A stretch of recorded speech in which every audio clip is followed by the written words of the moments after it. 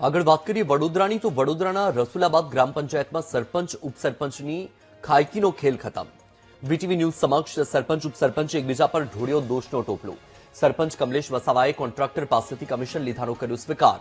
ઉપસરપંચ મિતેશ જાદવે પોતે રૂપિયા ન લીધા હોવાની કરી વાત। વિકાસ કાર્યોમાં બંને એકબીજાના નામે કોન્ટ્રાક્ટર પાસેથી રૂપિયા લાવ્યાનો દાવો છે।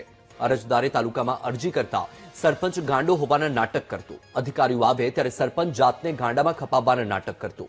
ઓડિયો ક્લિપે સરપંચ અને ઉપસરપંચના નાટક પરથી પડદો ઉચકી નાખ્યો છે। બંને કોન્ટ્રાક્ટર પાસેથી 2.30 લાખ રૂપિયા પડાવ્યાનો દાવો કરાયો। અરજીના આધારે તાલુકા વિકાસ અધિકારીએ તપાસ શરૂ કરી।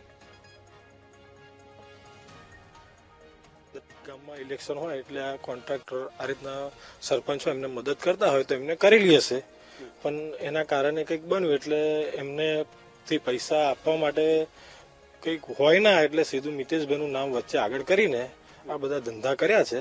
બાકી આપણે કોઈ પાસે પૈસા લીધા નથી, અને લીધા હોય તો સાબિતી આપે। પૈસા હવે ડેપ્યુટી સરપંચે લીધા હશે, એમાં સભ્યએ લીધા હશે, મને કંઈ ખબર નથી, પણ સરપંચ મેં ચોખ્ખો છું એટલું મને ખબર છે કે મેં જે લીધા એ મારા હકના લીધા, બાકી મેં કોઈ જગ્યા પર પૈસા લીધા નથી। અને મેં એની રેકોર્ડિંગ કરેલું પણ ડિલીટ મારી દીધું છે, પણ મારી પાસે પૂરા છે બીજા રેકોર્ડિંગના, પણ અત્યારે હાલમાં મેં ચોખ્ખો માણસ છું। મેં તો ગટર લાઈન કરેલી મનીષભાઈ જોડ, એ પૈસા લીધા છે એ તો મારી હકના થાય ને। એ તો ગટર લાઈન કરાય એટલે જે માનો કે 5% 10% મળે એના લીધા છે। એમાં મનીષભાઈને તમે બોલાવો। કલ્પેશભાઈ પાસેથી 25,000 રૂપિયા મેં લીધેલા, જેથી 25,000 રૂપિયા મેં લીધા એમાંથી મને મિતેશભાઈ વિક્રમસિંહ જાદવે આવું કીધું કે તું લઈ આવી, પછી આપણે કલ્પેશભાઈને પહોંચી વળશું।